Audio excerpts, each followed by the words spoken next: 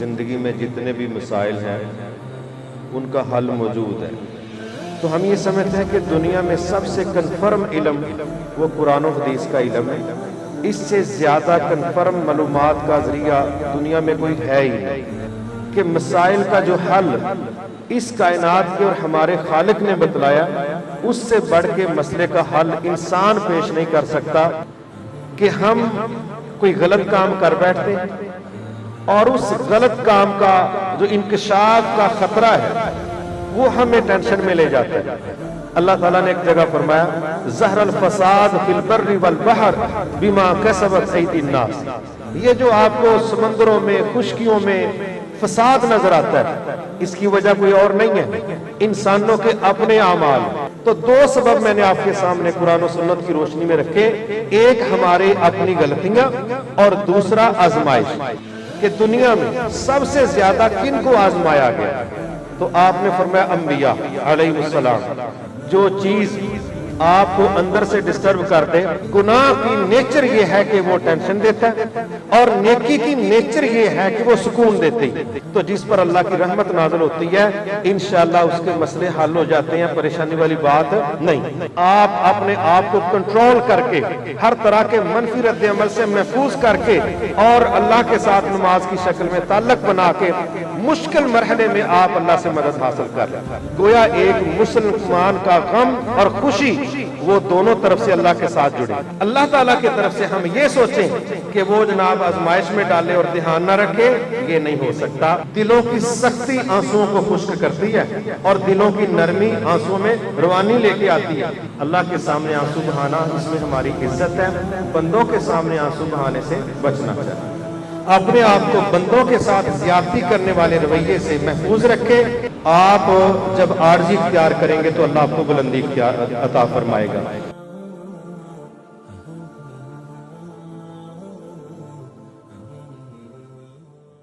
اعوذ باللہ من الشیطان الرجیم، بسم اللہ الرحمن الرحیم، الحمد للہ رب العالمین، الرحمن الرحیم،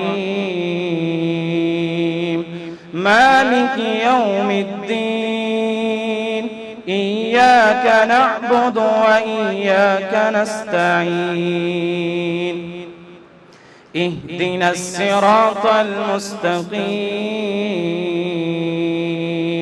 صراط الذين أنعمت عليهم غير المغضوب عليهم ولا الضالين، آمين۔ هو الله الذي لا إله إلا هو، عالم الغيب والشهادة، هو الرحمن الرحيم، هو الله الذي لا إله إلا هو، الملك القدوس السلام المؤمن المهيمن العزيز الجبار المتكبر، سبحان الله عما يشركون، هو الله الخالق البارئ المصور له الأسماء الحسنى، يسبح له ما في السماوات والأرض وهو العزيز الحكيم۔ السلام علیکم۔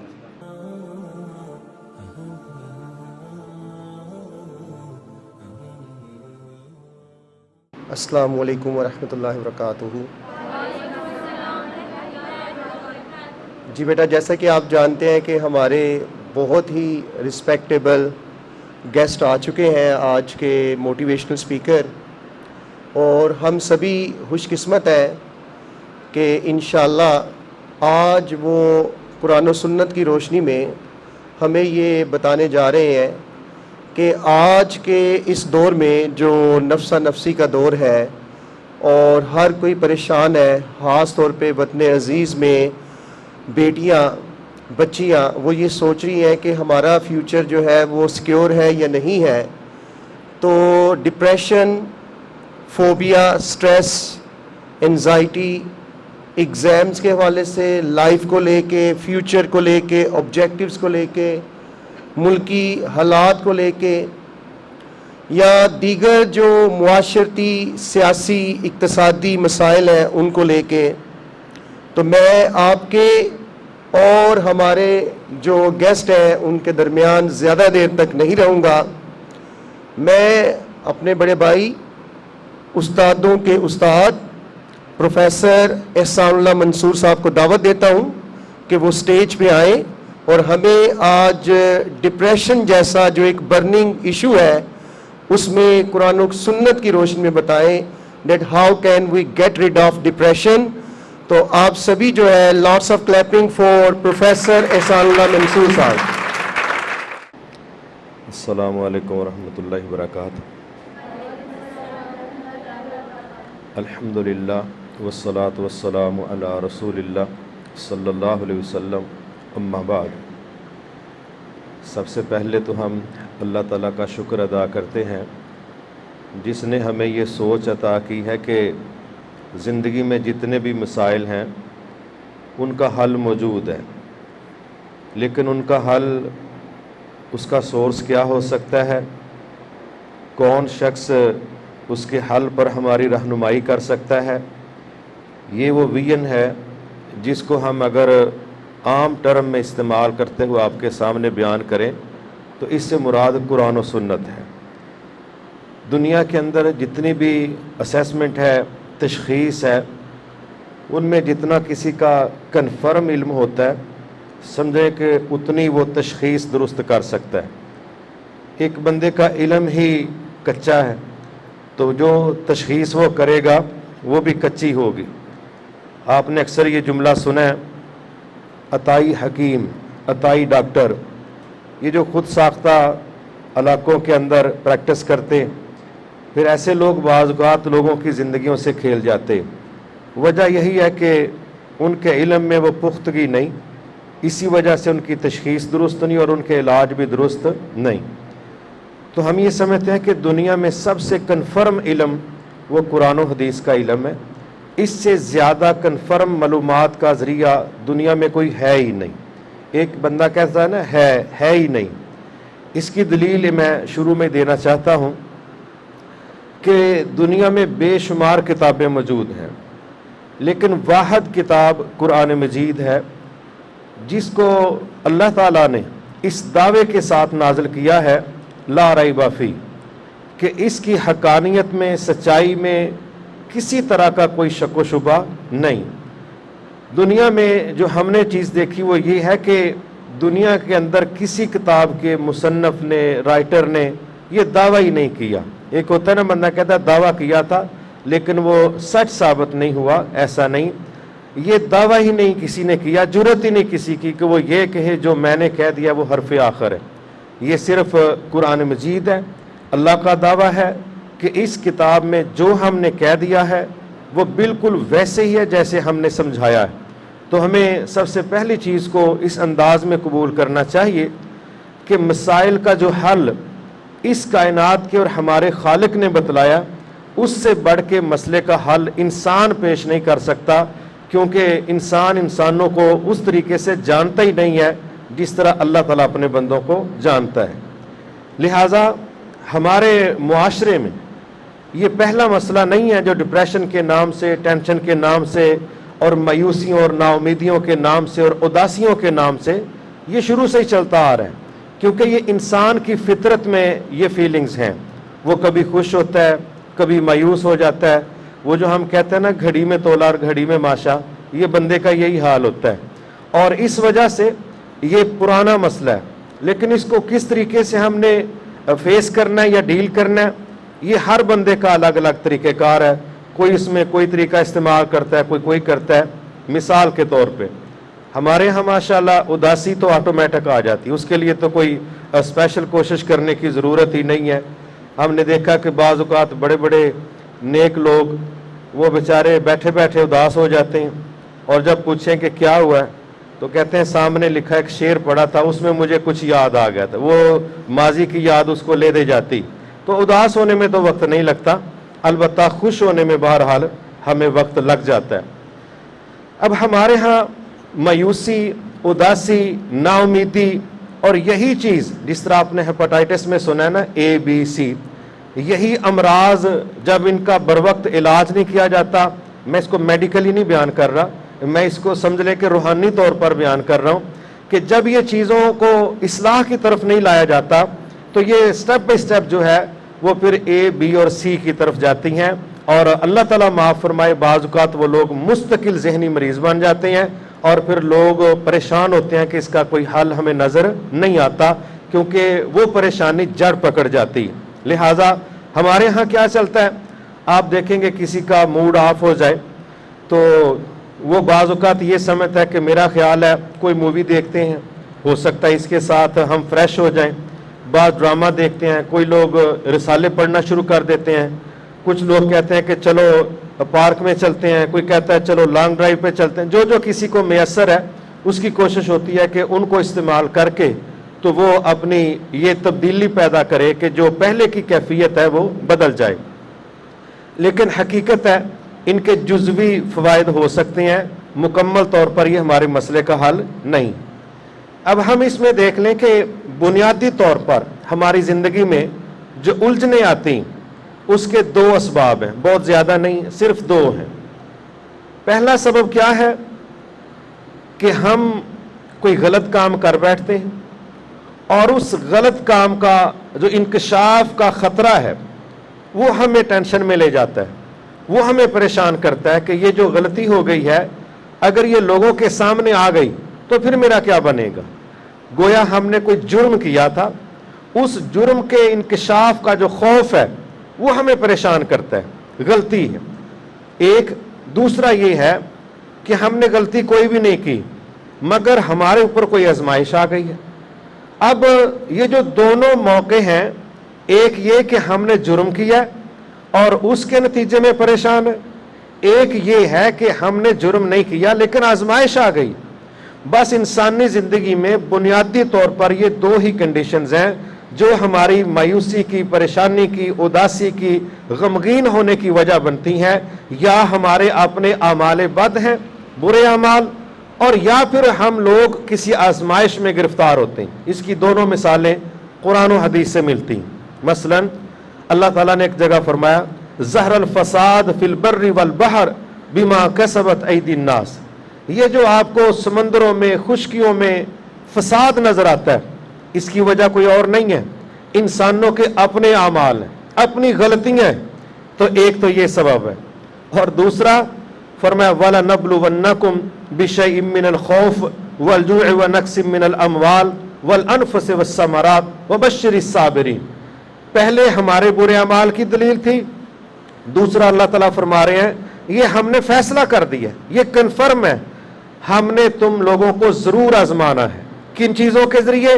खौफ के जरिए, किसी चीज का खौफ हो सकता है, जानों का नुकसान, अमवाल का नुकसान, समरात के नुकसान, जो आप मेहनतें करते हैं बाज़ औक़ात वो नताइज नहीं मिलते, उसका नुकसान। फरमाया ये मुख्तलिफ अंदाज में हम तुम्हें जरूर चेक करेंगे, आजमाएंगे, लेकिन जो बंदा ऐसी आजमाइशों में सब्र का मुजाहरा करेगा, ऐसे लोगों को आप खुशखबरी सुना दें कि ये लोग हदायत पर भी हैं और यही वो लोग हैं जिन पर अल्लाह की रहमतें होती। तो दो सबब मैंने आपके सामने कुरान और सुन्नत की रोशनी में रखे, एक हमारे अपनी गलतियां और दूसरा आजमाइश। अब इसको थोड़ा किसी और एंगल से हम देखते हैं। मसलन हम अपनी जिंदगी के गम चेक करें, हमारी जिंदगी में जहां जहां परेशानी आई है तो आपको क्या नजर आएगा? 90% हमारी गलती, इसको किसी को बताने की जरूरत नहीं है। अल्लाह ताला ने फरमाया बलिल इंसानु अला नफ्सिही बसीरा वलौ अलका माजीरा। फरमाया बंदा अपनी जात पर खुद गवाह है, उसको पूरा पता है कि मेरे अंदर क्या है, मेरी हकीकत क्या है, मेरी गलती कहाँ है। अगरचे लोगों को मुतमिन करने के लिए वो उज़र पेश करे, जिस तरह होता है ना, हमारी गलती का हमें पता होता है लेकिन हम लोगों को क्या कह रहे होते हैं, नहीं नहीं आपको गलत फहमी हुई है। हम उनको मनवाते हैं کہ اصل میں وجہ یہ تھی، اصل میں وجہ وہ تھی، تو اللہ فرماتے ہیں اگرچہ لوگوں کو مطمئن کرنے کے لیے عذر پیش کرو، لیکن تمہیں پورا پتا ہے کہ بلنڈر کہاں ہوا ہے. لہٰذا اس بنیاد پر ایک یہ احساس ہے، اور دوسرا ہم دیکھتے ہیں کہ ہم نے غلطی کوئی نہیں کی تو ہم کسی آزمائش میں مبتلا ہو گئے. آپ اس کی ایک شکل دیکھ سکتے ہیں. بعض اوقات 4-5 دوست اکٹھے بیٹھے، کسی کی کوئی چیز چوری ہو گئی، پین چوری ہو گیا، کسی کی کوئی چیز چوری ہو گئی. اب جس کی چوری ہوئی ہے وہ کیا سمجھے گا؟ یہ سارے چور ہیں. اب یہ جو ٹیگ لگا ہے نا، اس میں ہمارا کیا قصور تھا؟ ظاہراً کہ ہم نے چوری تو نہیں کی، وہ کسی ایک نے کی ہے، لیکن دوستی کی مصیبت میں کمپنی کی وجہ سے وہ ٹیگ ہم پر بھی لگ گیا. ایک یہ وجہ ہو سکتی. دوسرا، اس دنیا میں سب سے نیک لوگ انبیاء گزرے، جتنے وہ نیک ہیں کوئی تصور ہی نہیں کر سکتا. تو نبی صلی اللہ علیہ وسلم سے سوال کیا گیا کہ دنیا میں سب سے زیادہ کن کو آزمایا گیا؟ تو آپ نے فرمایا انبیاء علیہم السلام. پوچھا گیا پھر کن کو آزمایا گیا؟ کہا جس طرح کسی کا ایمان ہے، یعنی اس کا لیول ہے، اس کے مطابق اس کی آزمائش ہے. گویا ایمان جتنا زیادہ ہوتا ہے آزمائش اتنی زیادہ ہوتی. لہذا یہ دوسرا سبب ہے کہ بندہ ایمان والا ہے، غلطی اس نے کوئی نہیں کی لیکن اس کی آزمائش ہے. اس کی آپ 1-2 مثالیں دیکھیں.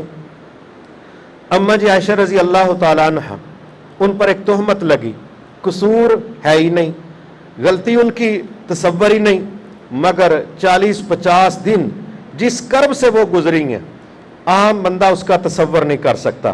اور پھر اس کے بعد جو نتیجہ نکلا وہ ساری دنیا قیامت تک جانے گی. اور اما جی عائشہ رضی اللہ تعالیٰ عنہ فرماتی ہیں میں خود یہ سوچتی تھی کہ بڑا ہوگا تو اتنا ہی کہا جائے گا کہ آپ کی بیوی اس طرح کی نہیں ہے. میں یہ سوچ بھی نہیں سکتی تھی کہ میری شان میں 10 آیات نازل ہوں گی جو قیامت تک پڑھی جائیں گی، اور لوگ یہ کہیں گے پکار کے کہ ہماری ماں پاکیزہ تھی، صدیقہ تھی، وہ بالکل اس طرح کی کمزوری کے اندر ملوث نہیں تھی. قیامت تک لوگ اس کی گواہی دیں گے. میں اس کا تصور نہیں کر سکتی تھی. لیکن اتنی بڑی تہمت معاشرے نے کن پر لگا دی؟ دنیا کی پاکیزہ ترین عورت پر. تو جس میں ہماری غلطی نہیں ہے اس کو کہتے ہیں آزمائش، اور جس میں ہماری غلطی ہے اس کو آزمائش نہیں کہتے. وہ ہو سکتا ہے اس پر ہماری گرفت آ جائے، پکڑ آ جائے اللہ کی. آپ اس کی مثال ایک اور طرح بھی دیکھ سکتے ہیں کہ ایک نوجوان ہے، وہ 1 ویلنگ کر رہے ہیں. اب وہ چل رہا ہے روڈ کے سینٹر میں، کبھی ادھر جا رہا ہے کبھی ادھر جا رہا ہے. اب ظاہر ہے لوگوں نے روڈ تو کراس کرنا ہے، اس اکیلے کا روڈ تو نہیں ہے. تو اس نوجوان کا اگر ایکسیڈنٹ ہو جائے، کوئی پیچھے سے آنے والی گاڑی اٹھا کے اس کو سائڈ پہ پھینک دے، یا یہ خود پھسل کے گر جائے اور اس کی ٹانگ ٹوٹ جائے، اور جو بھی اس کی تیمارداری کرنے آئے وہ یہ کہے اچھا جس طرح پھر اللہ دی مرضی. اللہ دی مرضی تھی کوئی نہیں، یہ تو اس کی اپنی مرضی تھی. اللہ نے اس کو کہاں کہا کہ اس طریقے کو اختیار کر کے اپنا سفر کرو؟ یہ اس کی غلطی ہے. لہٰذا یہ آزمائش نہیں ہے کہ اس کی ٹانگ ٹوٹ گئی ہے. لیکن ایک بندہ روڈ کے سائڈ پر کھڑا ہے یا اپنے روٹ پر چل رہا ہے، وہ کسی کو ڈسٹرب نہیں کر رہا، کسی کے لیے پرابلم پیدا نہیں کر رہا، سپیڈ اس کی مناسب ہے، طریقہ اس کا مناسب ہے. اب پیچھے سے کوئی گاڑی آ کے اس کو ٹکر مار کے ایکسیڈنٹ کا شکار کر دیتی ہے. اب اس بندے کی کوئی ٹانگ ٹوٹ گئی، کوئی فریکچر ہو گیا، اس کو آزمائش کہیں گے جس میں اس کا کوئی قصور نہیں تھا. اب نیکسٹ ہے کہ یہ دونوں مرحلوں میں ہمارا رویہ کیا ہو. مثلا اگر تو ہم نے غلطی کی ہے تو صاف سیدھا مطلب ہے غلطی کے ساتھ 2 تعلق ہیں یا 2 تعلق والے ہیں. ایک ہے کوئی فرد، کوئی انسان جس کو ہم نے نقصان پہنچایا، تکلیف دی. دوسرا ہے اللہ کی نافرمانی. یہ 2 ہی ایسے رشتے کہہ لیں، تعلق کہہ لیں کہ ہماری طرف سے جو غلطی ہوئی ہے یا تو وہ اللہ کی نافرمانی ہو سکتی یا وہ معاشرے کے کسی فرد کو ڈسٹرب کرنے کی کوشش ہو سکتی. اب دیکھیں اگر ہم نے کی ہے اللہ کی نافرمانی تو یاد رکھنا چاہیے پھر اللہ سے معافی مانگنا ضروری تاکہ ہم اس کرب سے نکل سکیں. اور اگر ہم نے کسی انسان کو مصیبت کا شکار کیا پھر اس بندے سے بھی معافی مانگنا ضروری. اس کی دلیل یہ ہے کہ نماز ہے نا، اگر ہم نہیں پڑھتے اس میں معاشرے کا کوئی مسئلہ ہے؟ کیا خیال ہے؟ معاشرے کی کوئی پرابلم نہیں. یہ ہے اللہ تعالیٰ کی نافرمانی. اور اگر ہم نے کسی کا مال کھا لیا، کسی کے پیسے کھا لیے تو یہ معاشرے کا حق ہے، یہ کسی فرد کے متعلق ظلم ہے. تو اب بہت زیادہ ضروری ہے کہ ہم فرد سے بھی معافی مانگے اور اللہ نے جو ڈسپلن دیا تھا اس کی جو ہم نے وائلیشن کیا اس سے میں اللہ تعالیٰ سے بھی معافی مانگے. جب ہم فرد سے معافی مانگیں گے ہم ساتھ ہی ریلیکس ہو جائیں گے. جب ہم اللہ سے معافی مانگیں گے فوری ریلیکس ہو جائیں گے. لیکن جب نہ بندے سے معافی مانگے نہ اللہ تعالیٰ سے مانگے اور پھر یہ کہیں کہ ڈپریشن میں نہ جائیں, یہ نہیں ہو سکتا. اس کی ایک بہت بڑی دلیل میں آپ کے سامنے رکھنے لگا ہوں. نبی صلی اللہ علیہ وسلم سے سوال کیا گیا کہ نیکی اور گناہ کی ڈیفینیشن کیا ہے, تو آپ نے اس کا جواب فرمایا البر حسن الخلق, عادتوں کا, رویے کا, اخلاق کا درست ہونا بس یہ نیکی ہے. والاسم ما حاک فی صدرک وکرہت ان یطلع علیہ الناس, اور گناہ اس کو کہتے ہیں جو تمہارے دل میں کھٹکے اور تمہیں ٹینشن لگ جائے کہ اس کا کہیں لوگوں کو پتہ نہ چل جائے. فرمایا یہ گناہ ہے. تو اس کا کیا مطلب ہے؟ جو چیز آپ کو اندر سے ڈسٹرب کر دے کہ اس کا انکشاف نہ ہو جائے, لوگوں کو پتہ نہ چل جائے, ایک یہ چیز, اور دوسرا فرمایا جو تمہارے دل میں کھٹکے, گویا گناہ بندے کو بے قرار کرتا ہے. آپ جو مرضی ہو جائے, آپ اتنا ہی دیکھ لیں, کوئی نعمت, کوئی سہولت جو آپ نے اللیگل استعمال کی ہے یا حاصل کی ہے وہ آپ کو زندگی انجوائے نہیں کرنے دے گی. کوئی بندہ یہ کہے نا کہ میں کسی کے پرس سے پیسے نکال کے تو چلو جی آج پیزا ہی چلتا ہے, تو ظاہری طور پر تو وہ ہو سکتا ہے اللہ گلہ, لیکن اندر سے آپ اس کو انجوائے نہیں کر سکتے, کیونکہ یہ اس کی نیچر ہے کہ آپ نے حرام ذریعہ استعمال کیا ہے. جس بندے نے چوری کیا وہ انجوائے نہیں کر سکتا, باقی خواہ پوری کلاس کر جائے. بہت زیادہ ضروری یہ ہے کہ گناہ کی نیچر یہ ہے کہ وہ ٹینشن دیتا ہے اور نیکی کی نیچر یہ ہے کہ وہ سکون دیتی.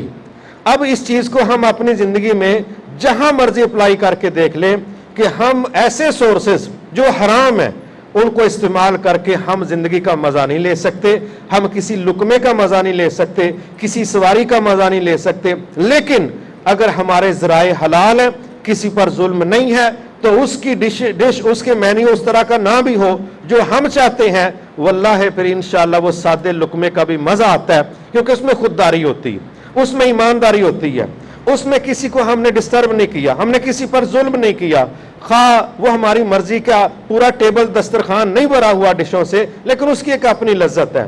اس لیے جس میں ہم نے انسانوں کو ڈسٹرب کیا اس میں انسانوں سے معافی مانگنا ضروری ہے, اور جس میں ہم نے اللہ تعالیٰ کے حکم کی نافرمانی کیا اس میں اللہ تعالیٰ سے معافی مانگنا ضروری. اس کے بعد آ جاتا ہے دوسرا مرحلہ آزمائش کا. یہ بھی اللہ تعالیٰ نے فرمایا کہ ہم نے کسی بندے کو چھوڑنا نہیں. انبیاء آزمائے گئے, صحابہ آزمائے گئے. آج کے دور کا کیا, قیامت تک کوئی شخص ایسا نہیں ہوگا جو آزمائش کے پروسیس سے نہیں گزرے گا, ہر بندہ گزرے گا. لیکن وہاں پر کیا ہے, وَبَشِّرِ الصَّابِرِينَ, جو بندہ ایسے کرائسس کے مرحلوں میں صبر کا مظاہرہ کرے گا, اللہ تعالیٰ فرماتے ہیں میری طرف سے ان کو خوشخبری سنا دیں. کس بات کی؟ دو چیزوں کی. ایک یہ کہ یہی وہ لوگ ہیں جو ہدایت یافتہ ہیں. ہم ہر نماز میں کیا کہتے ہیں؟ یا اللہ سیدھے رستے کی ہدایت دے دے, یہی مانگتے ہیں. تو اللہ تعالیٰ کہتے ہیں یہ پریکٹس کا نام ہے, آپ میرے دیے گئے نظام زندگی کو قبول کر لو تو آپ ہدایت پا رہو. اور دوسری چیز یہ سمجھائی گئی کہ یہی وہ لوگ ہیں جن پر اللہ کی رحمتیں نازل ہوتی ہیں. تو جس پر اللہ کی رحمت نازل ہوتی ہے انشاءاللہ اس کے مسئلے حل ہو جاتے ہیں, پریشانی والی بات نہیں. لیکن وہ جو صبر ہے نا, صبر یہ کیا ہے؟ ہم نے ایک پریزنٹیشن تیار کی, ظاہرہ اسی حوالے سے تھی, اس کا ہم نے نام رکھا کہ WWR. اس کا مطلب تھا شارٹ لفظوں میں ویٹ وداؤٹ ریئیکشن, کہ ہمیں کسی حادثے کا سامنا کرنا پڑا. ایک بندہ, دیہاتوں میں اکثر مثال دی جاتی ہے, ماضی میں تو بہت چلتا تھا, آج کل کافی چیزیں بہتر ہو گئی ہیں, کہ عورتیں نا اپنی چھتوں کے اوپر بیٹھتی, کیونکہ قریب قریب مکان ہوتے تھے, گلیاں بھی چھوٹی ہوتی, تو صبح سے لے کے شام تک ان کی خوب لڑائی ہوتی, لیکن ہوتی ساری فائرنگ زبان کے ساتھ. اب جب شام کو تھک جاتی نا, ان کا ڈیٹا ختم ہو جاتا, جو گالیاں جو بدتمیزی تھی وہ سارا کا سارا 64 GB کا کارڈ ختم ہو جاتا. تو شام کو وہ اپنا پلہ قمیض کا آگے کر کے کہتے اچھا پھر ساڈا تے صبر ہی ہے. تو اب تو بات پیچھے رہی کوئی گئی نہیں, تو اس کو تو صبر نہیں کہتے. صبر وہ ہے جس میں رد عمل نہیں دیا گیا, صبر وہ ہے جس میں ریئیکشن نہیں دیا گیا, بالخصوص منفی. اگر آپ نے کوئی ریئیکشن دینا ہے تو پازیٹیو دے. وہ کیا ہے کہ کوئی صدمہ آ گیا, کہیں کوئی بات نہیں, انا للہ و انا الیہ راجعون, ہم سب خود اللہ تعالیٰ کے ہیں, جانا بھی اسی کی طرف ہے. تو اگر اس نے کوئی آزمائش ڈال دیا تو کوئی ٹینشن نہیں، وہ ہمارا خالق اور مالک ہے، وہ جو کرتا ہے ہم اس پر راضی اور مطمئن ہیں۔ یہ آپ کا رد عمل ہوگا تو انشاءاللہ آپ اچھے لوگوں میں شامل ہوں گے اور آپ اپنی پریشانی کو کنٹرول اور مینج کرنے میں اس سے معاونت لے لیں۔ لیکن اگر آپ کے الفاظ میں، لہجوں میں چیخو پکار، واہ ویلا اور شکوہ اور تنقید ہوگی تو آپ کا غم بڑھے گا، کم نہیں ہوگا۔ لہٰذا یہ چند چیزیں ہیں جو میں نے آپ کے سامنے انشاءاللہ رکھی ہیں۔ میں یہ چاہوں گا کہ اس لحاظ سے ہمیں ان چیزوں کا جائزہ لے لینا چاہیے کہ اگر ہماری زندگی میں ہماری غلطی کی وجہ سے کوئی پریشانی بنی ہے تو اگر وہ بندے کے متعلق ہے تو ہم اس سے معافی مانگ لیں، اگر وہ اللہ کے متعلق ہے تو ہم اس سے معافی مانگ لیں۔ اور معافی کا اصول ہوتا ہے دل بھی صاف اور نیکسٹ نہ کرنے کا پختہ عزم کہ نیکسٹ ہم نہیں کریں گے۔ اور اسی طرح اگر ہم نے غلطی نہیں کی، ہمیں پتہ ہے کہ وہ ہم پر آزمائش آ گئی ہے تو اس میں صبر کرنا ہے، کیونکہ دنیا کے اندر یہ اصول شروع سے چلتا آ رہا ہے کہ وقت رکتا نہیں ہے، یہ چلتا ہے، بدلتا ہے، اور جب اس نے گزر جانا ہے تو وہ جو کہتے ہیں کہ time is the best healer, وقت بہترین مرہم ہے۔ اس کا مطلب آپ دیکھیں کہ ایک دن میں فوتگی ہوئی، جو فیلنگز آپ کی فوتگی کے وقت ہو سکتی وہ فیلنگز آپ کی شام کو نہیں، اگلے دن صبح نہیں، اگلے دن نہیں۔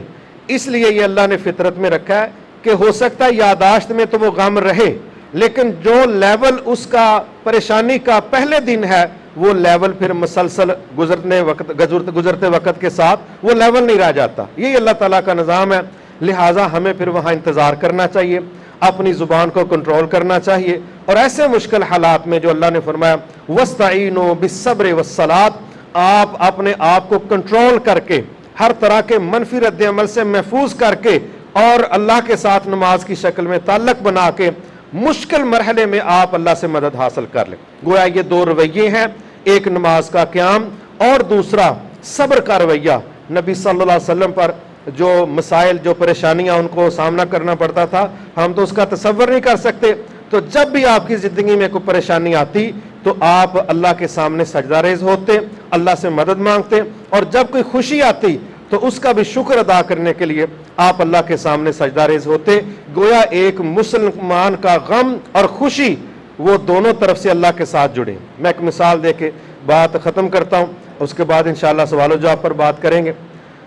آپ نے گھروں میں کبھی دیکھا ہوگا کہ جو بچے بالکل چھوٹے ہوتے ہیں نا، بالکل چھوٹے، ابھی چلنا شروع ہوتے ہیں، ان کو اگر ان کی ماں مارے تو وہ گلی کی طرف دوڑتے ہیں یا اپنی ماں کی ٹانگوں کے ساتھ چمٹتے ہیں؟ یہ پریکٹس آپ نے دیکھی۔ لیکن جو بچے ماشاءاللہ 10-11 سال کے ہو جاتے ہیں، ماں ہلے چھتر پھڑ دیے تو دوڑ لا دیتے ہیں۔ یہ کیا ہے؟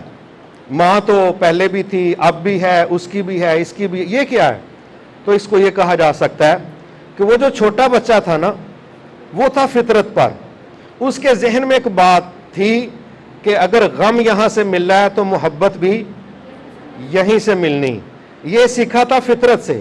اور وہ ماشاءاللہ جو گلی محلے سے سیکھا ہے نا، منو ایک واری اماں مارن لگی، میں پھر نسیا تے میں بچ گیا۔ اچھا اماں کہڑا فائرنگ کرن لگی سی، ٹھیک ہے، لیکن وہ سیکھ رہا ہے اب گلی محلے سے، اس کے استاذ ماشاءاللہ باہر کھڑے ہیں، تو اب وہ جو باہر سے اس نے سیکھ لیا نا، اس چیز نے اس کو کیا مائنڈ سیٹ دے دیا کہ بھئی اگر ماں کی طرف سے آپ کو کسی پریشانی کا سامنا ہو تو تعاون نہیں کرنا، ٹانگوں سے نہیں چمٹنا، بلکہ دوڑ لگا دینی۔ تو اس کے غم میں اضافہ ہوتا ہے، کمی نہیں ہوتی، کیونکہ ماں جب چھوٹے بچے کو مارتی ہے نا تو یقین کریں کہ کوئی بھی ماں باپ وہ مار تو لیتا ہے بیچارہ، کبھی کبھی ہمارا ماحول ایسا ہے، لیکن اندر سے وہ پورے ٹوٹے ہوئے ہوتے ہیں۔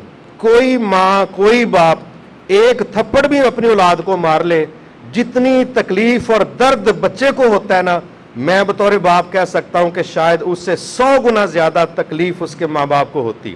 یہ اللہ تعالیٰ نے ایک ایسا رشتہ رکھا ہے۔ تو اللہ تعالیٰ کی جو محبت ہے وہ تو آپ ہزاروں ماؤں کو جوڑ لیں، وہ جو بات کہی جاتی ہے نہیں 70 ماؤں سے زیادہ محبت، یہ ایک ویسے کسی نے بات بنائی ہے۔ حدیث میں آتا ہے کہ اللہ رب العزت نے اس زمین پر جو رحم نازل کیا ہے نا، جس کی وجہ سے درندے بھی اپنے بچے پر اگر ان کا پاؤں ہے، ٹانگ ہے، تو وہ اپنا پاؤں نیچے کر لیتے ہیں کہ میرے بچے پر دباؤ نہ پڑے، اور اگر وہ اٹھاتے ہیں، بعض اوقات آپ نے دیکھا شیر وغیرہ اپنے بچوں کو اٹھاتے ہیں، باقی جیوگرافیکل چینل میں چیزیں نظر آ جاتی ہیں، تو وہ اس طرح نہیں گردن سے پکڑتے کہ بچہ ہی مر جائے، ہیں حالانکہ وہ درندے، لیکن اپنے بچے کو اس طریقے سے پکڑتے ہیں کہ وہ جگہ چینج کر لیں، دشمن سے بچا لیں، لیکن ان کے اندر ایک نرمی اور ایک سیکیورٹی ہوتی ہے۔ تو آپ اندازہ کریں، اللہ کے نبی نے فرمایا 1% اللہ نے یہ رحم زمین پر نازل کیا جس کی وجہ سے ہم آپس میں ایک دوسرے کے لیے نرمی کرتے ہیں۔ 99% رحم اللہ نے اپنے پاس رکھا ہے جو قیامت کو اللہ استعمال کرے گا اپنے بندوں کے لیے آسانی پیدا کرنے کے لیے۔ تو آپ تشبیہ بھی نہیں دے سکتے کہ اللہ تعالیٰ کا رحم کس قدر زیادہ ہے۔ تو آپ اندازہ کریں جب ماں اپنے بچے کو تھوڑی سی سزا دے کے پریشان ہو جاتی ہے، تکلیف میں آتی ہے، پھر اتنا پیار کرتی ہے، اس سے 10 گنا زیادہ اس کو پیار کرنا پڑتا ہے، ساتھ روتی جاتی ہے، ساتھ بیچاری اس کو پیار کرتی جاتی ہے۔ اور اللہ تعالیٰ کی طرف سے ہم یہ سوچیں کہ وہ جناب آزمائش میں ڈالے اور دھیان نہ رکھے، یہ نہیں ہو سکتا۔ بس ضرورت ہی صبر کی ہے۔ چھوٹے بچے کی طرح ہم اپنے رب کے ساتھ ہی جڑیں، خوشی ملے تب ادھر جائیں، پریشانی آئے تب بھی ادھر جائیں۔ ہم کہیں تیرے علاوہ ہمارا ہے ہی کوئی نہیں، نہ کسی کے سامنے رونا ہے، نہ کسی کے سامنے شرمندہ ہونا ہے، ہماری تنہائی ہے اور آپ ہیں، ہم آپ کے سامنے اپنی پریشانی رکھیں گے۔ آپ دیکھیں گے چند لمحوں کا سجدہ اللہ تعالیٰ آپ کے غموں میں، ڈپریشن میں، نا امیدی میں، مایوسی میں امید بن کے انشاءاللہ ابھر سکتا ہے۔ لیکن اس کا تعلق یہ ہے، اللہ تعالیٰ سے دعا ہے کہ اللہ تعالیٰ خوشی میں اور غمی میں ہر موڑ پر ہر لحاظ سے اللہ ہمیں اپنی ذات کے ساتھ جڑنے کی توفیق دے، اور اللہ تعالیٰ ہمیں انسانوں کے سامنے شرمندہ ہونے سے محفوظ فرمائے۔ اب آپ بہنیں بیٹیاں کسی طرح کا کوئی اس موضوع پر سوال کرنا چاہتی ہیں تو ہم نے کہا تھا کہ ہم انشاءاللہ آدھا لیکچر دیں گے اور آدھے سوال و جواب کریں گے تاکہ ہمارا وقت درست استعمال ہو جائے۔ سر آپ نے کہا ہے نا کہ ڈپریشن اس وجہ سے ہوتا ہے کہ ہماری اپنی ہی کچھ غلطیاں ہوتی ہیں جن کے بارے میں ہم سوچتے ہیں، سیٹسفیکشن نہیں ہوتی، اس وجہ سے ہمیں ڈپریشن ہوتا ہے۔ تو سم ٹائمس کچھ مسٹیکس ایسی ہوتی ہیں کہ کچھ غلطیاں ہوتی ہیں، ہم ان کی اللہ تعالیٰ سے معافی بھی مانگ لیتے ہیں، اس وقت سچے دل سے توبہ بھی کر لیتے ہیں اور اس وقت ہمیں سیٹسفیکشن بھی ہو جاتی ہے۔ لیکن آفٹر انٹرول کچھ دیر بعد ہم وہی غلطیاں دوبارہ ایسے کر دیتے ہیں، یعنی ہم کنٹرول بھی کرتے ہیں لیکن جانے انجانے میں ہم سے پھر سے وہ غلطیاں ہو جاتی ہیں۔ تو وہ کس طرح سے ہم کنٹرول کریں گے؟ ہماری بیٹی نے سوال کیا کہ غلطی ہوتی ہے، بندہ معافی بھی مانگ لیتا ہے، پھر غلطی ہو جاتی ہے۔ اصل میں نا انسان کو اسی لیے انسان کہا جاتا ہے۔ ہماری جو جد و جہد ہے نا وہ اپنے نفس کے خلاف بھی ہے، شیطان کے خلاف بھی ہے۔ کبھی ہم پر نفس غالب آ جاتا ہے، کبھی ہم اس پر غالب آ جاتے ہیں۔ جس طرح کہ یوسف علیہ السلام کو پوچھا گیا کہ یہ جو اتنا خوفناک ماحول بنا تھا تو ایسے مواقع پر تو بندے برائی سے بچ نہیں سکتے، تو آپ کیسے بچ گئے؟ تو انہوں نے کہا وما ابرئ نفسی ان النفس لامارۃ بالسوء الا ما رحم ربی۔ وہ کہنے لگے کہ اس بچنے میں میں اپنا کوئی کریڈٹ نہیں سمجھتا، نفس امارہ تو ترغیب ہی برائی کی دیتا ہے، مگر اس پر میرا رب رحم کرتا ہے، وہ بچ جاتا ہے۔ تو اس کا پہلا مطلب یہ ہے کہ انسان کا جو نفس ہے، جو اس کے اندر ایک فیلنگز ہے، اس کو نفس امارہ، نفس لوامہ، نفس مطمئنہ، یہ کہہ لیں کہ اس کے 3 اس طرح کے رنگ ہیں یا شکلیں ہیں۔ جس طرح ہم کہتے ہیں ایک میرا دل کرتا ہے میں چیز کھا لواں، ایک دل کرتا ہے نہ ہی کھاواں، دل تو ایک ہی ہے نا، لیکن وہ جو 2 الگ الگ رائے ہیں وہ نفس کی الگ الگ رائے، جو ہمیں برائی کی طرف لے کے جا رہا ہے اس کو ہم عربی ٹرمنالوجی میں کہہ سکتے ہیں کہ یہ جی نفس امارہ ہے، ٹھیک ہے، اور جو ہمیں کہہ رہا ہے کہ نہ یہ چیز تمہارے لیے ٹھیک نہیں ہے، اس سے بچ جاؤ، وہ ملامت کرنے والا نفس ہے، نفس لوامہ۔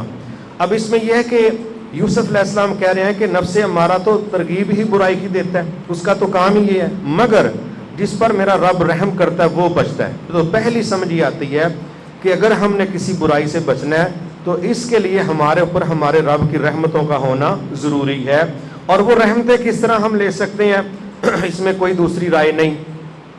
جتنا آپ کا تعلق اللہ کے ساتھ زیادہ ہوگا اتنی رحمتوں کی سپلائی زیادہ ہوگی، جتنا ہم اللہ سے دور ہوں گے اتنی شیطان کی قربت ہوگی، تو وہ ہو سکتا ہے کہ ہماری غلطیوں کی پوری سیریل ہی بنوا دے۔ اللہ کی قربت کے لیے ہمارا اللہ تعالیٰ کو صحیح پہچاننا، جاننا، اس پر توکل کرنا، اس کی نگرانی کا احساس رکھنا، اس کی سزاؤں کا بھی احساس رکھنا، اور اس کے جو ہمارے اوپر احسانات ہیں اس کا بھی لحاظ رکھنا۔ آپ بعض اوقات کسی بندے کو اس لیے دکھ نہیں دینا چاہتے کہ اس کے آپ پر احسانات ہوتے ہیں، یہ فیلنگز ہیں آپ کی، وہ ماں ہو سکتی ہے، باپ ہو سکتا ہے، بھائی بھی ہو سکتا ہے، لہٰذا ایک تو یہ بات. دوسری یہ بات ہے کہ اللہ تعالیٰ جو بندے سے چاہتا ہے وہ مسلسل ترلے منتیں ہی چاہتا ہے. لیکن کوئی بندہ اگر یہ کہے کہ جی میں نے تو کبھی غلطی کی ہی نہیں, اس سے بڑا بھی ماشاءاللہ, جس طرح آپ کا نام ہے نا ہمالیہ کے ساتھ جڑا ہوا, یہ ہمالیہ سے بڑا جھوٹ ہے کہ اگر کوئی اس طرح کی بات کہہ دے کہ بھی میں نے تو غلطی نہیں کی. کیوں؟ نبی صلی اللہ علیہ وسلم نے فرمایا کل بنی آدم خطاء وخیر الخطائین التوابون. بہترین جو خطا کار ہے نا وہ کون ہے؟ جو اپنی غلطی کو مان جاتا ہے, لیکن یہ حقیقت ہے جو آدم علیہ السلام کی اولاد سے ہے وہ غلطی کرتا ہے. ہمارا جو عمل اللہ کو پسند ہے وہ کیا ہے؟ غلطی ہو گئی ہے جی ہو گئی, اللہ سے معافی مانگ لی, گڑ گڑائے, آنسو بہائے, ٹھیک ہے, چند دن گزرے, ایمان کا لیول نیچے آ گیا, پھر غلطی ہو گئی. اب ہم نے دو چیزیں قبول کرنی. ایک یہ ہے کہ ہم 100 سال کے بھی ہو جائے, رہنا انسان ہی ہے, ہم نے کوئی چینج تو نہیں ہونا نا. اس کا مطلب ہے انسان ہونے کے ناطے غلطیوں کا مستقل یا مسلسل ہونا یہ ایک فطری عمل ہے. ہماری زندگی میں ہماری جد و جہد کیا ہے؟ یہ گراف نیچے سے نیچے آئے. ہماری کوشش کیا ہے؟ یہ گراف نیچے سے نیچے آئے. دوسرا, اپنی غلطی پر ہم شرمندہ ہوں. تیسرا, پختہ ارادہ کریں کہ یا اللہ نیکسٹ نہیں کرتے, مگر اس نیت پر توبہ نہ کریں کہ چلو اے ہفتہ تے کڈو نا, اگلی باری فلاواں کے صاحب ان موقع مل ہی جانا ہے.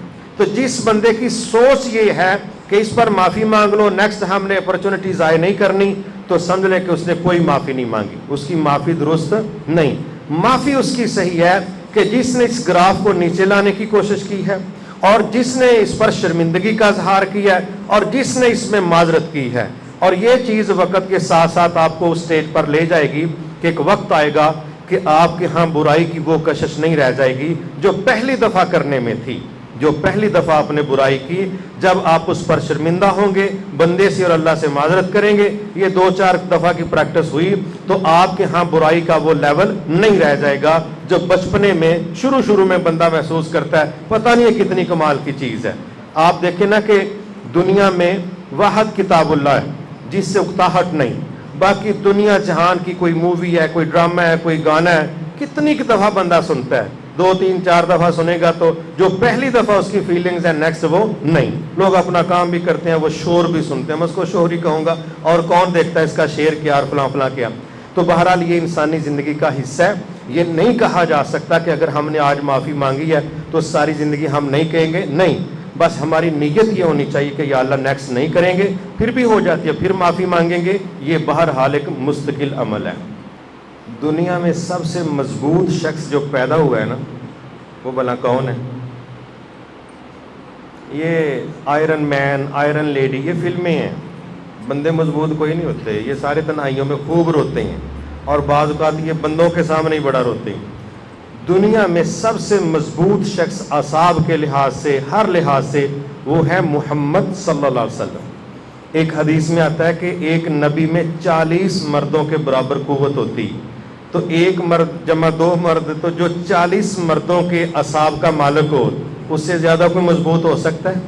لیکن اگر ان کی آنکھوں سے آنسو بہنا مردانگی کے, خودداری کے خلاف نہیں ہے تو ہم کس انا کو لے کے بیٹھیں, ہم کس بیوقوفی کو لے کے بیٹھیں. اگر یہ جو جملہ ہے نا میں نے آنسو نہیں بہانے, یہ پہلی بات ہے کہ یہ ڈراموں کے فکرے ہیں, ٹھیک ہے, یہ کوئی قرآن و حدیث نہیں, یہ کسی ڈرامے کا مکالمہ ہو سکتا ہے, اس کا ڈائلاگ ہو سکتا ہے, اور وہ ایموشنل کرتے ہیں اور وہ سمجھتے ہیں کہ شاید یہی طریقہ ہے لوگوں کو موٹیویٹ کرنے کا. نہیں. لقد کان لکم فی رسول اللہ اسوۃ حسنہ, ہمارے لیے بطور مسلمان رول ماڈل رسول اللہ صلی اللہ علیہ وسلم ہے, نہ کوئی ایکٹر ہے, نہ کوئی ایکٹریس ہے, نہ کسی ڈرامے کا ڈائلاگ. آپ کا بیٹا فوت ہوا, ان کا نام ہے حضرت ابراہیم رضی اللہ تعالیٰ. اب آپ کی آنکھوں میں آنسو آ گئے, ایک بچے کی ڈیتھ ہوئی ہے, ابھی ہم اللہ کے سامنے نہیں ہے, نہیں بیٹھنے کا منظر نکال رہے, وہ الگ بات. بچے کی ڈیتھ ہوئی ہے, معاشرتی پرابلم ہے, ایک فزیکل رشتہ ہے, باپ ہیں, تو کسی نے کہہ دیا کہ آپ کی آنکھوں میں آنسو. آپ نے فرمایا کہ بیٹے کی جدائی پر دل بڑا دکھی ہے, اسی لیے میری آنکھوں میں آنسو ہیں, مگر میری زبان سے کوئی ایسا جملہ نہیں نکلے گا جس کو سن کے میرا اللہ ناراض ہو جائے. کیا مطلب؟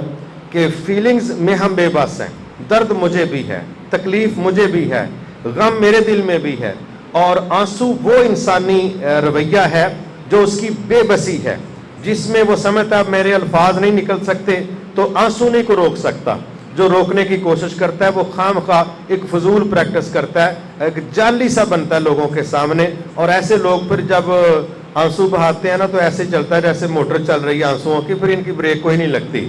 لہٰذا یہ خام خواہ کا ڈیم کو ڈکا لگانا یہ کوئی دانش مندی نہیں. دوسری چیز یہ ہے انسانوں کے سامنے آنسو بہانے سے بچنا چاہیے. وہاں ہماری خودداری جو ہے نا وہ ڈیمیج ہوتی ہے، وہاں ہم چھوٹے ہو جاتے ہیں. اللہ کے سامنے آنسو بہانا یہ ذمہ داری ہے، یہ دل کی نرمی کی دلیل ہے. رسول اللہ صلی اللہ علیہ وسلم انسانوں کے دکھ کو محسوس کر کے اس پر بھی آنسو بہا لیتے تھے، اور رب کے سامنے جب نماز پڑھتے تب بھی آنسو بہاتے تھے.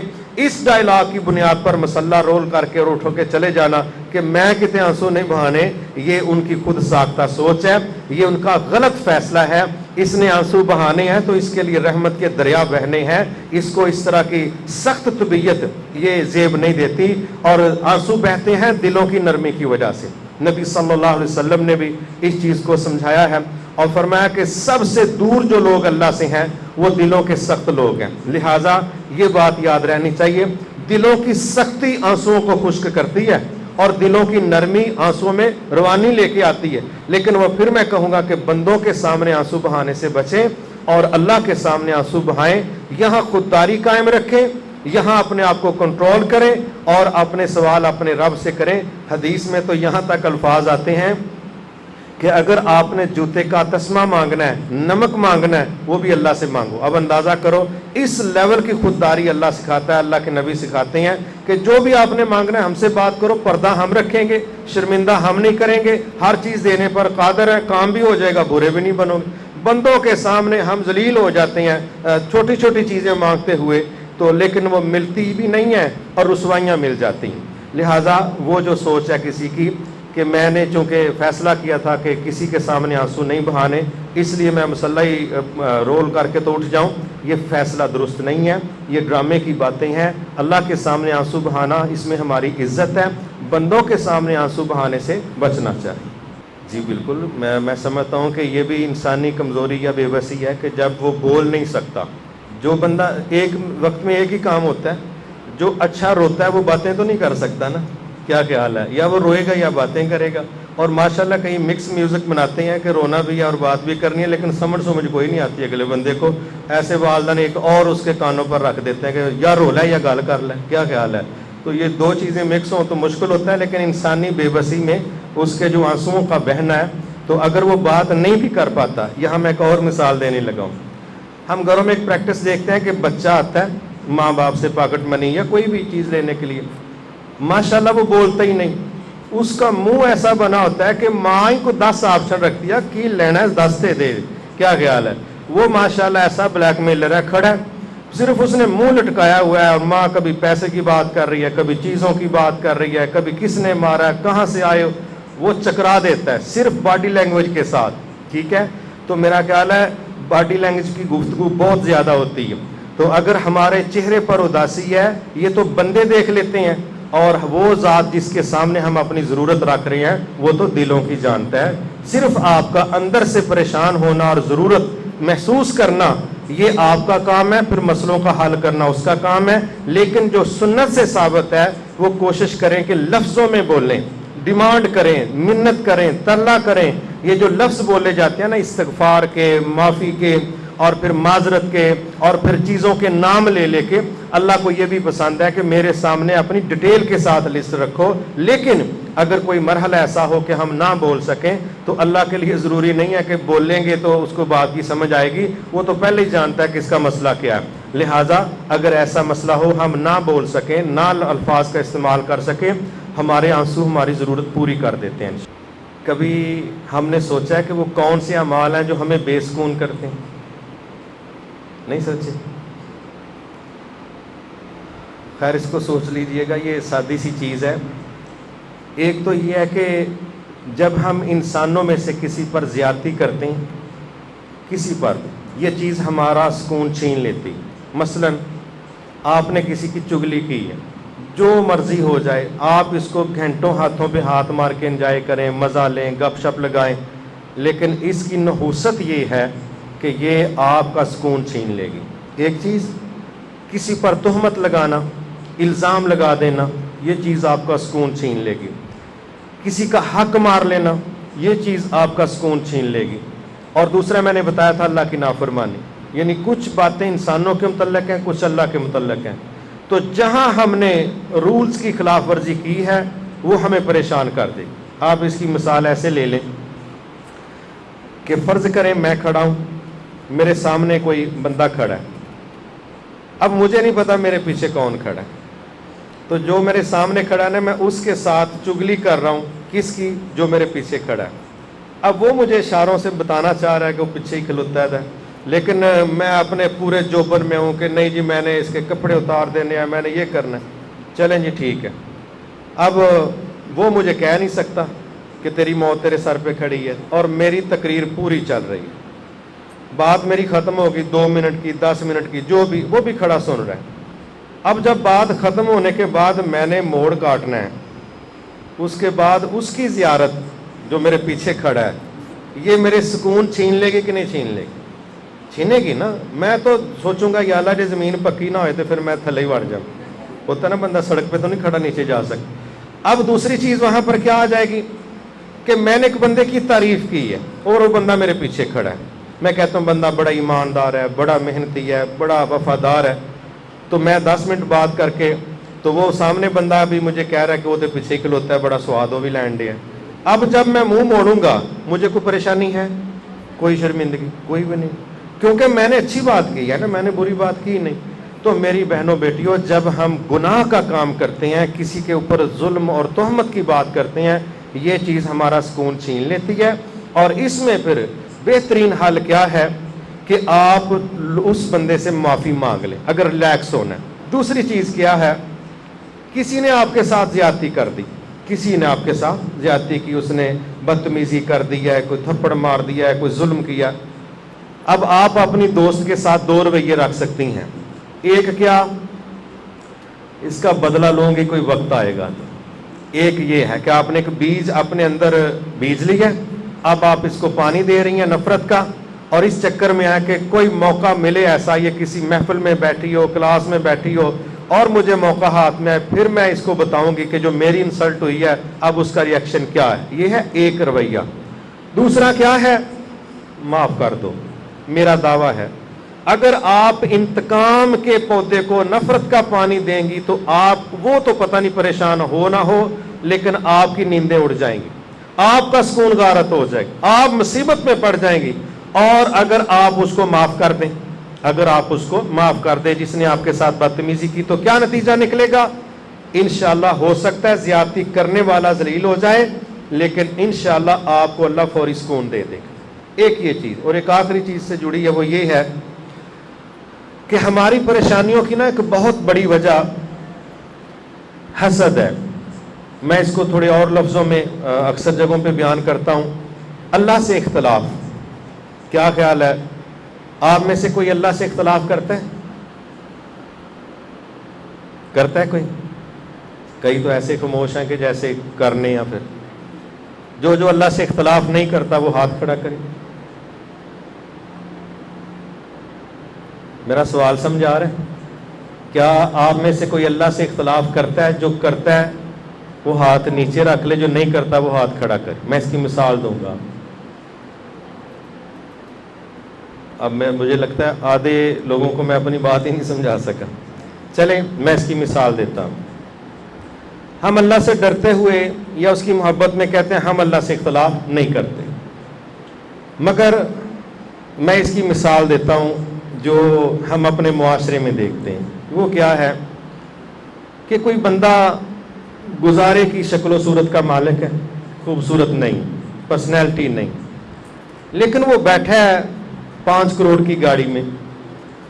اب ہمارے معاشرے کے لوگ کیا کرتے ہیں؟ وہ دیکھ لیتے ہیں اور ساتھ والے کو کندھا مار کے کیا کہتے ہیں؟ گڈی ویکھتے بندہ ویکھ. کہتے ہیں کہ نہیں کہتے؟ یہ وہ کیا کہنا چاہ رہا ہے کہ یہ صحیح تقسیم نعمت کی. پھر ہمارے ہاں مردوں میں بھی یہ تبصرے چلتے ہیں، بعض اوقات عورتوں میں بھی چلتے ہوں گے کہ میاں بیوی سڑک پہ چل رہے ہیں، بیوی خوبصورت ہے، खामद बेचारा गुजारे का। तो मर्द हजरात फिर अपने दोस्तों को कहते हैं ऐ जोड़ा भी आसमाना तो ही बनिया। क्या ख्याल है, क्या कहना चाह रहे होते हैं? वो कहना क्या चाह रहे होते हैं? वो कहना ये चाह रहे होते हैं कि ये जोड़ा मुनासिब। अच्छा बंदा पूछे तू केड़ा मुकाबला उस संजित है जेड़ा तेरे को कोई नेमत है। गोया हम इनडायरेक्ट तनकीद करते हैं अल्लाह की तकसीम पर, जो कि शर्म जायज़ नहीं। हमें ये देख लेना चाहिए जो मेरे पास है ये भी अल्लाह ने दिया, जो किसी के पास है वो भी अल्लाह ने दिया है। बाज़ औक़ात कोई चीज़ हमारे लिए मुफीद नहीं होती, वो अल्लाह नहीं देता, किसी और को अगर देता है तो हमें उस पर जेलसी फील करने की इजाज़त। देखे ना, एक बच्चा है वो खूबसूरत नहीं, जहानत में कमाल का है। अब देखे ना, अगर हमने अपने मुआशरे को तबाह करना है तो क्या मेरिट बन जाए?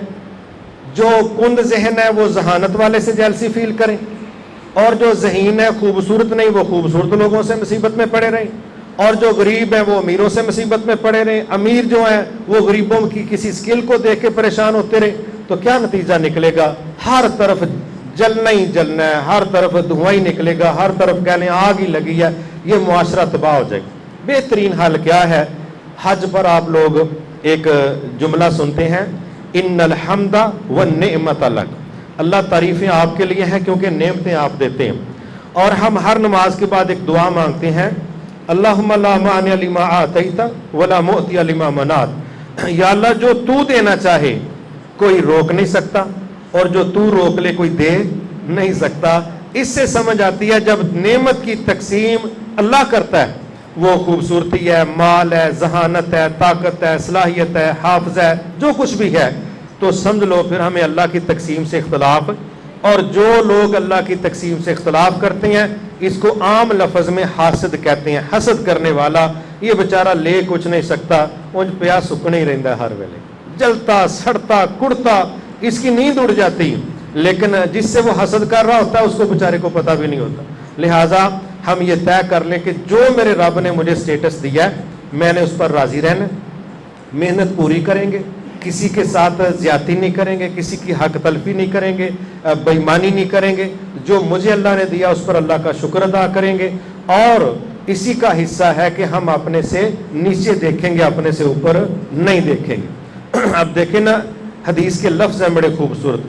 फरमाया उन्जुरु इला मन हुवा अस्फल मिनकुम वला तंजुरु इला मन हुवा फौकाकुम। मना किया, कहा अपने से ऊपर नहीं देखना, जो तुमसे नीचे है उसको देखना है। अगर अपने से ऊपर देखोगे तो जो नेमतें अल्लाह ने तुम्हें दी हैं उसकी नाशुक्री कर बैठोगे, और जब नाशुक्री होती है तो मजीद नेमतें मिलती हैं कि वो भी छिन जाती, वो भी छिन जाती। और यहाँ लफ्ज बड़ा सख्त है, बेसकूनी के वाले से मैं कह रहा हूँ, लइन शकरतुम लअज़ीदन्नकुम वलइन कफरतुम इन्न अज़ाबी लशदीद। अल्लाह कहता है शुक्र अदा करोगे तो हम जरूर नेमतों में इजाफा करेंगे, ऑप्शनली नहीं, जरूर। और अगर नाशुक्री की तो क्या ये तर्जुमा फिर नेमतें कम कर देंगे? नहीं, कहा फिर हमारा अजाब बड़ा सख्त है। तो समझ लो कि शुक्र गुजारी में नेमतों में इजाफा, नाशुक्री में नेमतों में कमी नहीं, अजाब आ रहा है। तो जिस बंदे पर अल्लाह का अजाब आएगा वो सुखी नहीं रह सकता। इसलिए नेमतों में अपने से नीचे देखें, सहूलतों में अपने से नीचे देखें, जिसको जो स्टेटस अल्लाह ने दिया उस पर राजी रहे, किसी के साथ हसद करने वाले रवैये को इख्तियार ना करें, अपने आप को बंदों के साथ ज्यादती करने वाले रवैये से महफूज रखे, और तन्हाइयों में रब के सामने अपना सर सजदे में रख के चंद मिनट के लिए अपनी ज़रूरतें रखें। और इंशाअल्लाह आप देखेंगे आपकी ज़िंदगी सिक्योर भी होगी, आपकी ज़िंदगी मुफीद भी होगी, और आपको अल्लाह अंदर से वो इत्मीनान दे देगा जो दुनिया जहान की कोई मूवी, कोई ड्रामा, कोई फिक्शन, कोई अफसाना, कोई लॉन्ग ड्राइव, कोई पार्क, कोई डिश, ये चीज़ें वो लज्जत दे ही नहीं सकती जो अल्लाह ने इसमें रखा है। लेकिन ज़रूरत इस अमर की है, जो ये प्रैक्टिस करेगा ये उसको नसीब होगी, और जिसने ये प्रैक्टिस नहीं करनी तो उसकी मिसाल ऐसे ही है। वो जैसे कहते हैं, किसी सहेली ने अपनी सहेली को बताया कि मेरी एक दोस्त थे, उन्होंने 30 साल बाद वो वाल बच्चा होया। तो वो सुनने वाली बड़ी हैरान होगी, 30 साल बाद। तो वो समझना चाह रही थी कि क्या कोई मरज था, तो क्या वजह थी? कहने लगी उसकी शादी होनी हुई पिछले साल। तो जब शादी ही पिछले साल होनी है तो औलाद भी तो फिर उसके बाद ही होनी है ना। हम एक प्रैक्टिस करते ही नहीं। मतलब हम कहते हैं कि ना तौबा है, ना माफ़ी है, ना आंसू है, ना हसद से बचना है, ना अपने आप को कंट्रोल करना है, ना शुक्रगुजारी है। तो हम कहें نہیں نہیں میں حساب لایا یہ کوئی سکون نہیں پریکٹس کریں گے تو نتیجے ملیں گے. یہ تھیوریکلی کم اور پریکٹیکلی زیادہ مفید بات ہے. اگر کوئی بندہ اس نیت پر غلطی کرتا ہے کہ دیکھیں گے بعد میں کیا ہوتا ہے, اس کے نتیجے صحیح نہیں نکلتے. آپ اندازہ کریں, وہ ماہرین کہتے ہیں کہ اگر یوسف علیہ السلام کے بھائیوں کو پتا ہوتا کہ یہ جو کنویں میں گرنے کا راستہ ہے نا, یہ دراصل پورے مصر کا مالک بننے کا چینل ہے, تو انہیں آپ ہی چھاڑا مار چڑنی ہے سنکوچ. کیا خیال ہے؟ ہمیں تصویر کا رخ نظر آتا ہے ایک, ہمیں تصویر کا دوسرا رخ نظر نہیں آتا. اگر ہم چیزوں کو 3D میں دیکھیں تو ہمیں زیادہ باتوں کی سمجھ آتی. جو بندے کسی کے ساتھ زیادتی کر رہے ہوتے ہیں, قرآن نے کیا خوبصورت بات سمجھائی ہے کہ جو کسی کو دھوکہ دیتا ہے, قرآن میں آتا ہے کچھ لوگوں کے متعلق, منافقوں کے متعلق, وہ اللہ کو دھوکہ دیتے ہیں, مومنوں کو دھوکہ دیتے ہیں. آگے اللہ نے فرمایا نہیں, دراصل وہ اپنے آپ کو دھوکہ دیتے ہیں. اب مجھے بتائیں, انہوں نے اپنے بھائی کو دھوکہ دینے کی کوشش کی تو دھوکہ بھائی کے ساتھ ہوا کہ ان کے ساتھ ہو گیا؟ نقصان کس کا ہوا؟ نقصان ان کا ہوا. آپ یہ انٹرنیشنل رول ہے جو اللہ تعالیٰ کی طرف سے ہے کہ جو کسی کا نقصان کرنا چاہتا ہے دراصل وہ کسی کا نہیں کر رہا ہوتا, وہ اپنا کر رہا ہوتا ہے. مثلا میں کسی بندے کی 10 چگلیاں کر کے یہ چاہوں کہ میں اس کو ڈی گریڈ کر دوں سوسائٹی میں, اگر عقیدے کی اینک سے دیکھوں تو عزت اور ذلت کس کے ہاتھ میں ہے؟ کتنی ماشاءاللہ سادی سی بات. جب عزت اور ذلت اللہ کے ہاتھ میں تو مجھے پنگا لینے کی کیا ضرورت ہے؟ میں کسی کو ذلیل کر ہی نہیں سکتا. اور دوسری بات یہ ہے کہ اللہ تعالیٰ رحم فرمائے, اگر ہم آج اس کی 10 چگلیاں کر رہے ہیں, میں نے قیامت کو جو نمازیں پڑھی, روزے رکھے, تو اس بندے نے بھی سامنے آنا ہے. اور یہاں میں نے یہ نیکیوں کا جو بوجھ اٹھا کے بڑا میں کنٹینر بھر کے لے کے گیا ہوں قیامت کو, تو وہاں جب اللہ کی عدالت لگنی ہے تو وہ جس کی میں نے چگلی کی غیبت کی ہے وہ انصاف لینے کے لیے سامنے آئے گا, اور میری نمازیں اٹھا کے اس کو دی جائیں گی کہ جناب وہ جڑی کلاس لئی جے نا ہن تسی ویلے ہو, تسی ٹھنڈے علاقے وال نہیں ذرا سیک والے علاقے وال چلو, تے اے نمازاں سا انہوں دینیاں نے جنہاں دی تساں کلاس لئی. تو مجھ سے بڑا کوئی بیوقوف ہو سکتا ہے کہ جب کمائیاں میں کروں, ٹھنڈے پانیوں سے سردیوں میں وضو میں کروں, روزے گرمیوں کے میں رکھوں, اور قیامت کو یہ سارا بوجھ یہاں سے بڑے شوق سے لے کے جا رہا ہوں جو بڑے اعمال ہیں, اور جن کے ساتھ میں نے زیادتیاں کی ہیں وہ ساری مجھے ان کو دینی پڑے اور میں خالی رہ جاؤں. یہ صحیح حدیث کی بات سنا رہا ہوں, یہ کوئی میں جگاڑ کی بات نہیں کر رہا. جن کے ساتھ ہم نے زیادتیاں کی ہیں زبان سے, عمل سے, جیسے بھی, تو قیامت کو ہمیں اپنی نیکیاں ان کو دینی پڑیں گی. یا آج معافی مانگ لیں یا قیامت کو اپنی نیکیاں ان کو دیں. اس سے بڑی بے وقوفی کیا ہو سکتی ہے کہ دھوکہ کسی کو دے رہی ہیں اور اس کا ریئیکشن ہمارے گلے پڑ رہا ہے. لہٰذا بہت خیر کی بات یہی ہے کہ ہم یہ ذہن سے نکال دیں کہ ہم کسی کا تو نقصان کرتے ہیں. جو بندہ کسی کا نقصان کرتا ہے یہ اس کی غلط فہمی ہے, وہ نقصان اپنا کر رہا ہوتا ہے, لیکن شیطان اور اس کا نفس امارہ وہ اس کو کہہ رہا ہوتا ہے بلے بلے تو تے اودی بےزتی کر کے رکھ لی, تو دے پلے چھڈیا کچھ نہیں. لیکن جب قیامت کو بے شمار انسانوں کے سامنے اس کے پلے کچھ نہیں بچے گا, وہاں اس کا کوئی حل نہیں ہے. سوچ جو ہے نا ماشاءاللہ دنیا میں اگر سب سے زیادہ کسی کی سپیڈ ہے تو اسی چیز کی ہے.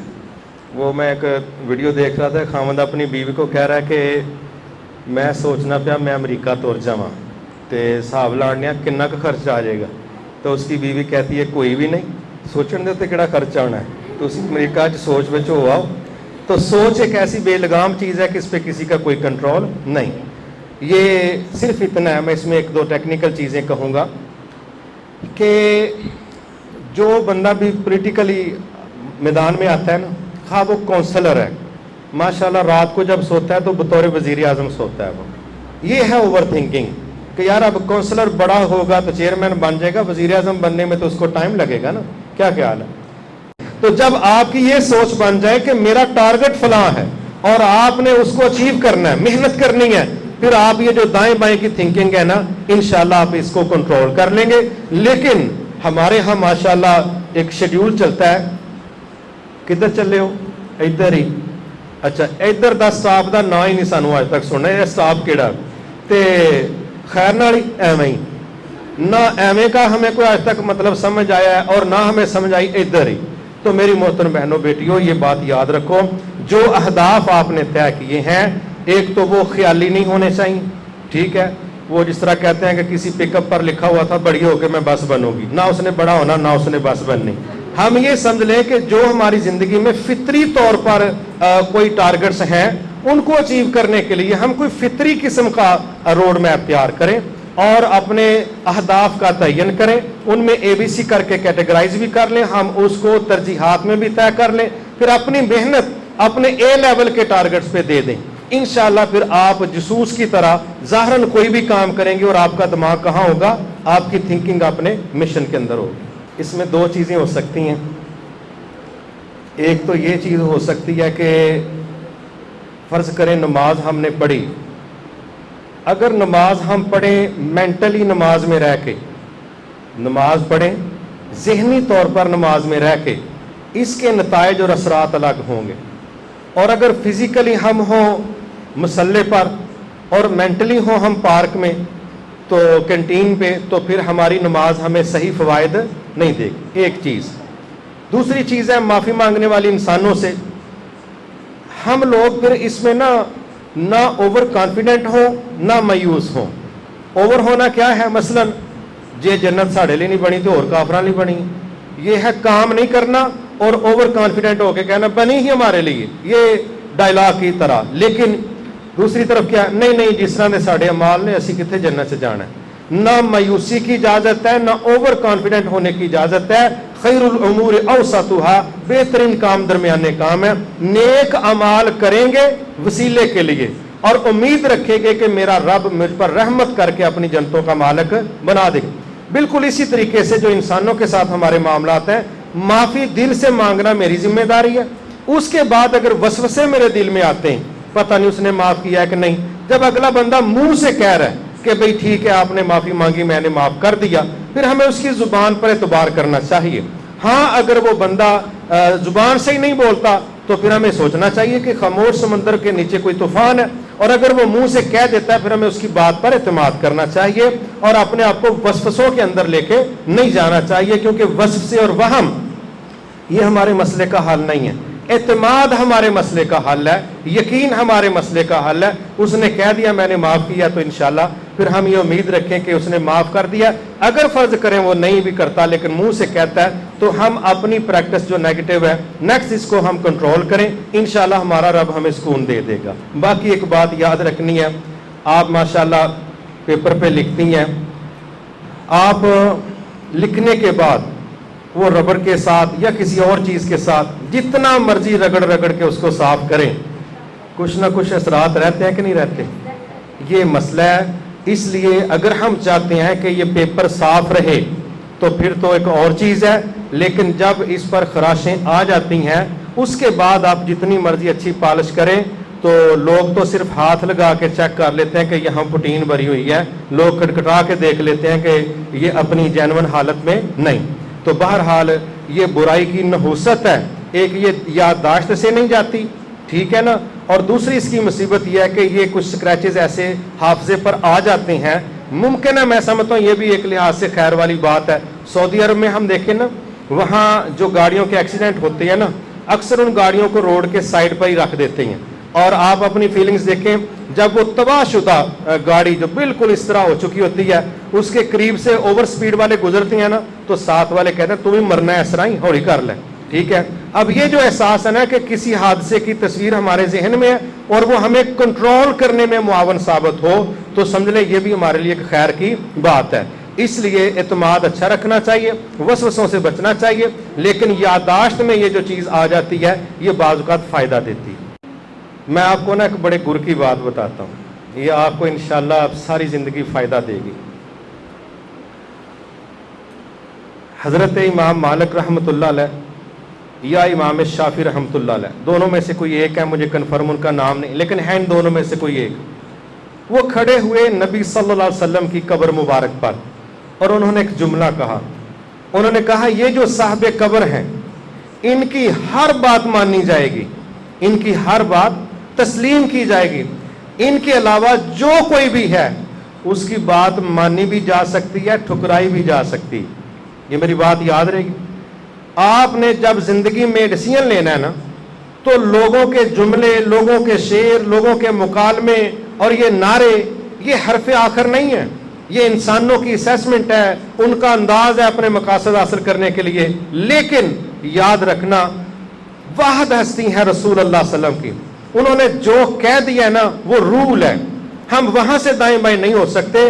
باقی جس مرضی فلاسفر کی بات ہے, کسی کا سنہری قول ہے یا پیتل کا قول میں وہ انہوں نے کور کر کے دے دیا ہے, آپ اس کو سٹینڈرڈ نہیں بنا سکتے. سٹینڈرڈ اللہ کی بات ہے, رسول اللہ صلی اللہ علیہ وسلم کی بات ہے. ایک یہ چیز. دوسری بات یہ ہے کہ یہ میں ایک خوفناک بات کرنے لگا ہوں جو پولیٹیکلی ہے. آپ نے ایک لفظ کبھی آپ کو ہو سکتا ہے نیکسٹ سننے کو ملے, وہ ہے خروج. عربی میں اس کو کہتے ہیں خروج. وہ ہے حکمرانوں کے خلاف بغاوت کرنا. حکمرانوں کے خلاف, دیکھیں ہماری پارٹی کی حکومت نہیں ہے, میں جو بات کرنا ہوں اس کو میں شرعی طور پہ بات سمجھانے لگا ہوں. حکمرانوں کے خلاف بغاوت کرنا اور یہ سمجھنا کہ شاید اس طرح سے ان سے اقتدار بھی چھین لیں گے, مسئلے کا حل بھی ہو جائے گا. یہ جو اس طرح کی سوچ ہے نا, یہ اصلاح کی سوچ نہیں ہے. یہ اصلاح کی سوچ نہیں ہے. ہمیں قرآن مجید میں جہاں ایک بات کی گئی نا کہ اطیعوا اللہ واطیعوا الرسول واولی الامر منکم, اولی الامر اس سے مراد حکومت ہے, اس سے مراد حکومت ہے. میری محترم بہنوں, آپ ایسے ہی دیکھ لیں کہ اللہ نہ کرے کسی بندے نے چوری کر لی, آپ کہتے ہیں میرا ایمان چھلک رہا تھا تے وہ کسائی دی دکان بھی کول ہی سی, اساں 5-4 کڑیاں رل کے پھر وہ دی باہ وڈ گیا اس سٹی, اساں کہ اتنے اسلام ہی چلے گا کیونکہ گورنمنٹ کی طرف سے تو اسلام ہے نہیں, تو ہم اسلام اس طرح لے کے آئیں گے. اس کا فائدہ زیادہ ہوگا کہ نقصان زیادہ ہوگا؟ ایک مثال. دوسری چیز یہ ہے کہ ہمیں اپنی بات بیان کرنی چاہیے اچھے لفظوں کے ساتھ, اچھے لہجوں کے ساتھ, اچھے طریقے کے ساتھ. ہم اپنا دکھ, کرب, غم, تکلیف یہ بیان کریں. لیکن اگر ہم اس شکل میں آ جائیں کہ یا ہم رہیں گے یا آپ رہیں گے, اس میں جب بندے قتل ہوتے ہیں, اس میں جب کہہ لیں کہ معاشرہ خون کے اندر نہلا دیا جاتا ہے, تو آپ دیکھتی ہیں پھر وہ ملک ان کی غلامی میں جاتے ہیں جن کا تقریروں میں تذکرہ ہوتا تھا. کیوں؟ قائد اعظم رحمت اللہ علیہ نے اتنا بڑا ٹارگٹ اچیو کیا پاکستان کے نام سے. 3 باتیں وہ بیان کیا کرتے تھے اکثر, آپ نے وہ دیکھا لوگو بنا ہوا ہے, ایمان, اتحاد, تنظیم. یہ اچیومنٹ کا فارمولا ہے کہ بیس ہمارے کاموں کی ایمان ہو, اس کے بعد ہمارا بطور پاکستانی آپس میں اتحاد ہو, اور نیکسٹ ہمارا کیا ہے, منظم ہونا, ڈسپلن ہونا. باہر کی باتیں تو ہم کر دیتے ہیں نا, وہ لائنوں میں لا کے بجلی کے بل جمع کرواتے ہیں اور ہم لائن توڑ دیتے ہیں. جو ڈسپلن ہے نا, جس جگہ یہ قائم نہیں رہے گا وہ وہاں تباہی آئے گی. آپ جتنی بہنیں ہیں ایک گیٹ سے یکدم ساری گزر جائیں گی, لیکن اگر ایک گیٹ سے ایک دن میں 1,00,000 بندہ گزارنا تو گزر جائے گا, لیکن وہ گزرے کسی ڈسپلن کے ساتھ. کہ جی ہم ظلم سہنے سے بہتر ہے کہ ہم ٹکرا جائیں. تو جہاں اللہ اور اس کا رسول کہتا ہے نا ٹکرا جاؤ, مثلا آپ قصور تیرا ہے, حالانکہ قصور کسی ایک کا تو ہے, تو یہ جو رویہ ہے نا کہ میرا کوئی قصور ہی نہیں, بڑا پانی اس میں ہے کہ ٹھیک ہے جی مجھ سے غلطی ہوگی. آپ جب عارضی اختیار کریں گے تو اللہ آپ کو بلندی اختیار عطا فرمائے گا. اللہ کے دیے اسٹیٹس پر راضی رہیں اور کوشش کریں کہ بندوں کو دکھ نہ دیں. وہ جو لفظ بولے جاتے ہیں نا کہ جو بندوں کو چکر دیے ہیں نا, یہ کعبے کے چکر کاٹنے سے اترنے والے نہیں. ہماری کوشش ہونی چاہیے کہ بندوں کو دھوکہ نہ دیں, بندوں کے ساتھ, انسانوں کے ساتھ ہمارے رویے خیر والے ہوں, انصاف اور عدل والے ہوں. اور اگر کوئی ہمیں تکلیف دیتا ہے وہاں پر صبر ہے, اور صبر وہی ہے کہ جس میں ہم نے انشاءاللہ اپنے لہجوں کو, لفظوں کو, ریاکشن کو فزیکلی ہر طرح سے کنٹرول کرنا ہے. اور یہ بہت بڑا جملہ ہے کہ بھئی میں اپنا کیس اللہ کی عدالت میں رکھتا ہوں, دعا کریں اللہ ہم سب کو معاف کر دے. اللہ کو کوئی بھی فیس نہیں کر سکتا. تو انشاءاللہ دوسری کوشش یہ کریں کہ آپ جتنے مرضی زندگی کے کرائسس سے گزریں, اللہ تعالیٰ سے اس اچھے بچے کی طرح ڈسکنیکٹ نہ ہو جو اپنی ماں سے بعض اوقات تھپڑ کھاتا ہے پھر اس کی ٹانگوں کو چمٹتا ہے. خوشی آئے غم آئے, بس آپ نے اللہ کے ساتھ لنک میں رہنا ہے, اس کے سامنے سجدہ ریز رہنا ہے. اللہ کی توفیق سے ہمارا یقین ہے یہ ساری کائنات اللہ تعالیٰ چلاتا ہے, ساری نعمتوں کا مالک اللہ تعالیٰ ہے, زمین و آسمان کے خزانے اس کے پاس ہیں, جس چیز کی آپ کو ضرورت ہے وہ اس کے پاس موجود ہے. بس ہم نے ادھر اپنا رابطہ رکھ کے درخواست دینی ہے. ہم امید کرتے ہیں کہ وہ واقعی غنی ہے اور ہم فقیر ہیں, اور ہم اس کے سامنے جھکیں گے. امید ہے اللہ ہمیں وہ غنی کر دے گا, بے نیازی عطا فرمائے گا, اور ہماری ضرورتیں پہلے بھی وہ پوری کرتا ہے, نسل در نسل وہی کر رہا ہے, آئندہ بھی اسی نے کرنی ہے. जितना कोई अपने रब से जुड़ेगा उतना वो डिप्रेशन से महफूज रहेगा और इंशाअल्लाह ये चीज़ उसकी ज़िंदगी को चलाने का बायस बनेगी। मायूस लोग रुक जाते हैं, मुआशरा रोकते हैं, ज़िंदगी रोक देते हैं। अल्लाह ताला पुरउम्मीद लोगों को मंजिलें देता है और पुरउम्मीद लोग कदम उठाते हैं, और जो मायूस होते हैं वो जमूद का शिकार होते हैं, और जमूद मौत की दूसरी शक्ल है। अल्लाह ताला हमें हर लिहाज से अपने ऊपर तवक्कल करने की तौफीक अता फरमाए, और अल्लाह ताला हमें हौसले दे, ताकत दे, मायूसियों से अल्लाह बचाए, और खाम खा की मसनूईपन जो हमारी ज़िंदगी में है अल्लाह उससे भी बचाए। बहुत शुक्रिया। अस्सलामु अलैकुम व रहमतुल्लाह।